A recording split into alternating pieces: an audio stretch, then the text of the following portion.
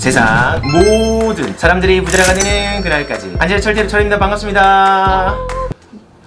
잠깐 왜 그래? 지금 하고 있는데. 웃겨가지고요. 죄송합니다. 오늘은 혼자서 좀 영상을 찍으려고 하니까 좀 어색해요. 최근에 뭐 아나운서랑 아니면은 같이 하는 전문가님이랑 같이 해서 두 명이서 찍다 보니까 좀 편했는데 다시 혼자서 하려니까 부담감이 좀 있네요. 거두절미하고 그래서 오늘 어떤 내용으로 좀 찍으려고 하냐면 두구두구두구두구두구두구 같이 좀 쳐주시면 안 돼요? 예. 바로 청년저축 계좌 관련된 내용을 말씀을 드리려고 합니다. 우리 지난번 영상에 청년저축 계좌 관련돼서 말씀을 좀 드렸었는데 오늘은 청년저축 계좌에 대해서 가장 많은 질문을 했던 부분들이 어떤 부분들이 있는지, 그리고 이제 2021년도를 미리 준비하자는 계획하에 청년저축 계좌를 다시 한번 좀 말씀을 좀 드리도록 하겠습니다. 그러면 청년저축 계좌가 뭔지 간략히 말씀해 주시겠어요? 일단 청년저축 계좌는 만 15세부터 39세 이하의 청년들이 10만원씩 저축을 하게 되면 30만원 추가로 받을 수 있는 그러한 저축 상품이라고 보시면 됩니다. 따로 자격 조건은 없나요? 장애 조건이 있죠. 무조건 다 주는 게 아닙니다. 요거는 뭐 차상위 계층 또는 수급 가구나 뭐 주거, 급여에 대한 부분들을 수급하시는 분들에 한해서, 즉 약간 빈곤층에 한해서 조금 지원을 해주겠다라는 개념이기 때문에 무조건 내가 나이가 된다라고 해서 다 지원이 되는 게 아니라 소득에 대한 부분들은 내가 이런 혜택을 좀 받을 수 있는지 요걸 체크하셔야 될 것 같습니다. 결국 소득이 적은 사람들한테 혜택을 주는 거군요. 혹시 언제든 신청이 가능한 건가요?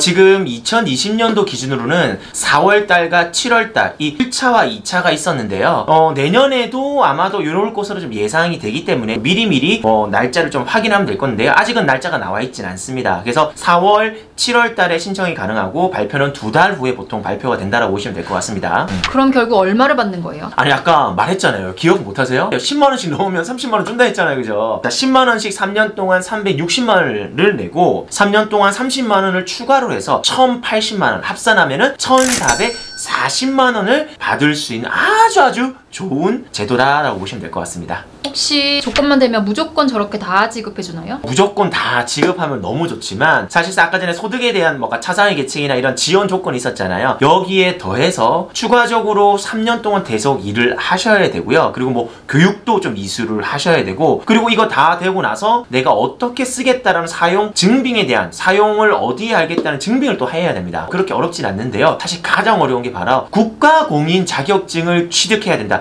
이게 사실은 가장 까다로운 조건이라고 보시면 될 것 같습니다. 그러면 청년저축계좌 관련돼서 질문이 어떤 게 많이 들어왔는지 질문 베스트 5 물어볼게요. 5? 네. 일단 첫 번째, 청년 내일 채용공제나 다른 지원 사업을 하고 있는데 중복으로 가입이 되나요?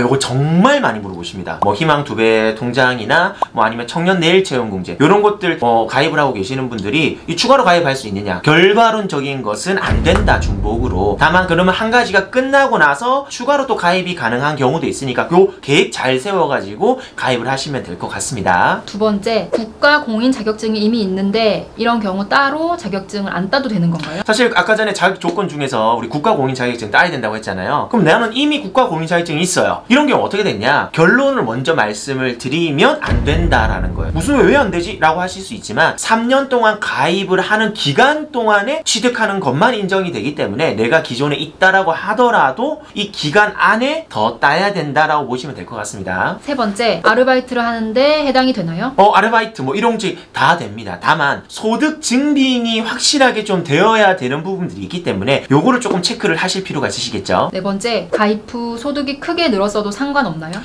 제가 아까 전에 말씀을 좀 안 드렸어요. 여기서 중요한 거는 기준 중위소득 50%, 즉 뭐 차상위 계층의 기준 중위소득 50%에 해당하는 사람이 신청이 가능합니다. 지금 차상위 계층에서 기준 중위 50%는 제가 표로 보여드릴 건데요. 여기서 추가적으로 내가 기준 중위소득 70%를 넘어가게 되면 사업이 종료가 되어버립니다. 그래서 내가 신청은 50% 이상이 돼야 되고 플러스 70%가 넘어가지 않아야지만 가능하다. 요것만 좀 명심하시면 좋을 것 같아요. 자, 그런데 여기서 중요한 거는 사실 내가 소득 중위 아까 전에 뭐 신청은 50% 이하 그리고 70%가 넘으면 안 된다고 했잖아요. 근데 내가 만약에 이 기간 동안에 소득을 확 늘릴 수 있는 기회가 있어요. 그런데 이거 받고자 해서 소득을 안 늘리는 그런 바보 같은 짓을 하면 안 되겠죠. 결국에는 내가 어찌됐든 소득 늘릴 기회가 있으면 그거 하시면 되고, 그게 아니라고 하면 최대한 70% 이하를 맞추시는 게 좋다라고 말씀을 드리고 싶습니다. 다섯 번째, 부모님과 분가해서 살고 있는데 알바하고 있어도 되나요?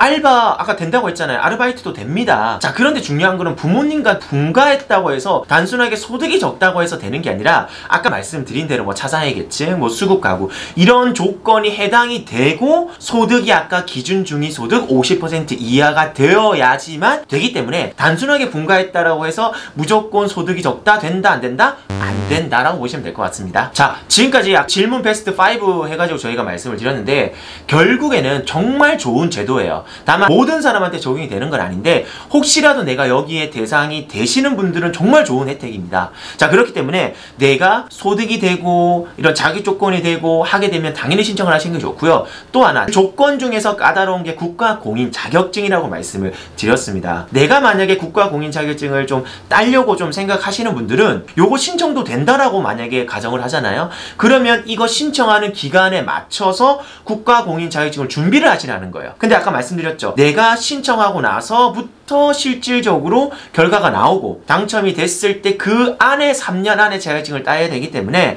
실제로 그 전에 따면 안 된다고 말씀을 드렸어요. 그래서 혹시라도 내가 이 자격 조건이 된다라고 하시면 국가공인 자격증 어떤 걸 딸지 좀 정하셔가지고 미리 준비를 해서 결과가 발표되고 당첨이 되면 그때 따자. 그러면 미리미리 좀 준비할 수 있지 않을까 말씀을 드리고요. 또 하나 여기서 말씀드리고 싶은 거. 국가공인 자격증 굉장히 많습니다. 자, 그런데 내가 이거 하나 받고자 나한테 필요 없는 국가공인 자격증을 딸 필요는 없다라는 거예요. 결국에는 내 미래에 내 목표가 어떤 건지에 따라서 거기에 맞는 자격증을 따는 게 훨씬 더 여러분한테 도움이 되겠죠. 어쨌든 이렇게 10만 원만 내도 3년 동안 360만 원을 내서 1,440만 원을 받을 수 있는 청년저축계좌 관련돼서 오늘 말씀을 드렸습니다. 오늘은 그래서 여기까지 하는 걸로 하고요. 오늘 내용이 조금이라도 유익했다 생각되시면 구독, 좋아요, 그리고 알람 설정까지 이제 다들 알고 계시죠? 꼭 좀 부탁드리도록 하겠습니다. 그럼 다음 시간에 뵙겠습니다. 안녕히 계세요. 컷 안 해주세요? 빨리 컷 해주세요. 네, 오늘 좋은 정보 감사합니다. 너무 어색하잖아. 그건 뭐야. 네. 아무튼 여기까지입니다. 네. 감사합니다. 네.